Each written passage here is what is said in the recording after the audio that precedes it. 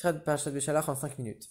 Dans la Parashat Beshalach, on voit que les Juifs, ils arrivent devant la mer et ils sont bloqués avec la mer devant eux, les Égyptiens derrière eux. Et à ce moment-là, le verset il dit, ils ont eu très peur, ils ont crié vers Dieu.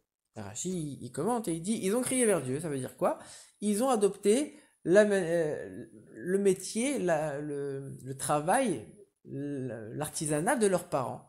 Ça veut dire quoi? Ils ont prié, leurs parents y priaient. Eux aussi, ils ont pris l'artisanat de leurs parents, ils ont prié. Le rabbi, il pose plusieurs questions.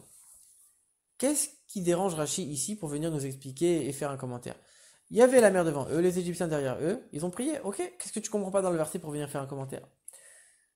Deuxième question, c'est, on a déjà vu un verset qui ressemblait dans la paracha de Shemot, où les Juifs ils ont crié vers Dieu, et c'était aussi une prière, comme on le prouve là-bas, et pourtant Rachi là-bas il fait aucun commentaire pour expliquer que c'était l'habitude, le travail de leurs parents. Pourquoi Rachid attend notre paracha pour venir expliquer ça? Alors qu'on a déjà vu un verbe similaire dans les parachutes précédentes. Une autre question que le rabbi pose.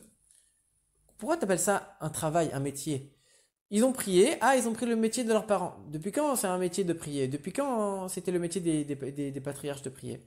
On voit que le métier en plus, clairement le métier des patriarches, c'était d'être berger.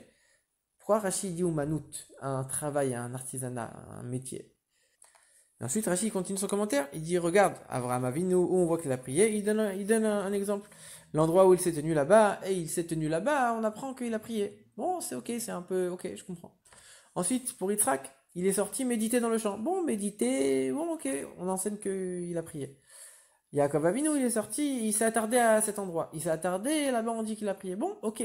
C'est quand même, c'est bizarre, c'est que des versets où on voit que, bon, les commentateurs ils nous disent qu'ils ont prié, mais dans le sens simple, on voit pas que c'est vraiment une prière. On l'apprend après, mais on voit pas que c'est une prière. Pourquoi Rachid dit pas clairement des versets où on voit que les patriarches ils ont prié? Et en plus, il y en a plein des versets. Comme le rabbi cite, dans la paracha de Lech Lecha, quand il a remercié Dieu pour la terre d'Israël, etc. Ou alors même après quand il a prié, quand il a prié pour Sodome et Gomorre pour pas qu'ils soient détruits, il a prié pendant très longtemps, c'est énoncé dans la Torah. Quand Yitzhak il a prié pour que Rivka ait un enfant, quand Yaakov il a prié pour que Dieu il le sauve des mains de Esav. Il y a plein d'endroits où les patriarches ils ont prié.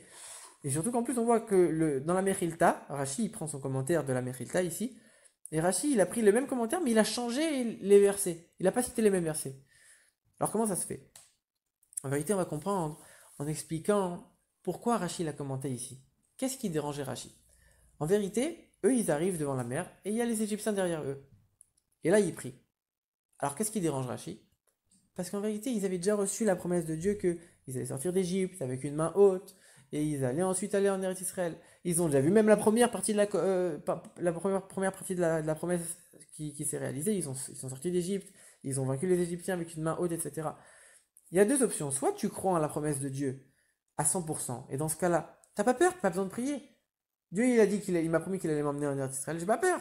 Qu'est-ce que j'ai besoin de lui demander maintenant de me sauver? Je sais très bien qu'il va me sauver, il m'a promis. Deuxième option, là je crois un peu moins en Dieu.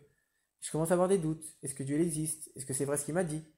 Et dans ce cas-là, si tu crois plus tellement en Dieu, alors pourquoi tu pries? Soit tu crois en Dieu à 100% et tu sais qu'il t'a promis, et donc dans ce cas-là, t'as pas besoin de prier.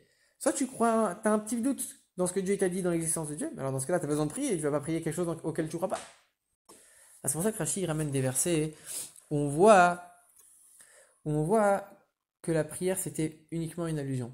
Pourquoi? Parce qu'en vérité, qu'est-ce qu'il vient souligner Rachid ici? Il vient souligner un juif, chez lui, c'est naturel de prier, c'est normal. Les patriarches, ils ont prié, c'était normal chez eux, c'était Umanout, c'était un travail, c'est-à-dire que c'était quelque chose de naturel, c'était constant, c'était automatique, c'était un réflexe chez eux, tout le temps ils étaient en train de prier, c'était naturel et normal chez eux de prier. Et donc Rachid vient te dire, tu vois ici les juifs, c'est de la même chose. Ils ont prié parce que c'est naturel de prier. Ils n'ont pas prié parce qu'ils voulaient être sauvés, ils croyaient plus. Ils ont prié parce que c'est naturel chez un juif, c'est normal de prier. Et Rachid cite les versets, il te dit, regarde, il y a des versets où les patriarches ils ont prié, et ça c'est clair, et c'est sûr, et on le voit clairement. Mais à chaque fois c'est pour une raison particulière. Ils ont prié, Abraham il a prié pour remercier Dieu. Israël il a prié pour demander à Dieu de sauver, de donner un enfant à Rivka. Jacob il a prié Dieu de le sauver de Esav. À chaque fois c'est pour quelque chose, c'est une prière qui est intéressée pour un but, pour un objectif. C'est pas des prières, juste je prie pour prier. Alors que les versets que Rachid a ramenés, c'est des versets où on voit que les patriarches ils ont prié parce que c'est naturel chez eux. Exactement comme on voit ici que les juifs ils ont prié de la même manière. Parce que c'est naturel, c'est automatique, c'est un réflexe chez eux. Donc de la même manière, il n'a pas dit ça dans la paracha de Shemot, parce que la paracha de Shemot, ils ont prié pour être sauvés d'exil. Et donc du coup, là aussi, c'était pour une prière particulière. Et l'enseignement pour nous, c'est que un juif, il doit faire la Torah, étudier la Torah, faire les mitzvot et prier de manière naturelle. Ça doit être un réflexe chez lui. Il ne doit pas attendre d'être devant telle ou telle situation, d'être confronté à telle ou telle difficulté pour prier. Un juif, c'est naturel chez lui. Il prie, il étudie la Torah et il fait les mitzvot. Il ne faut pas le faire ni pour un intérêt, ni pour quelque chose de particulier. On le fait parce que c'est comme ça, on est des juifs. On prie, on fait les mitzvot, c'est normal. Et même quand on va aider un autre juif, il y a un autre juif. Je l'aide. C'est normal. Je ne vais pas commencer à réfléchir c'est qui, pourquoi, est-ce qu'il mérite, il ne mérite pas. C'est normal chez un juif de prier, de faire la Torah, d'aider un autre juif. C'est quelque chose qui doit être un réflexe chez nous. On doit travailler pour que ce soit quelque chose d'automatique et un réflexe chez nous.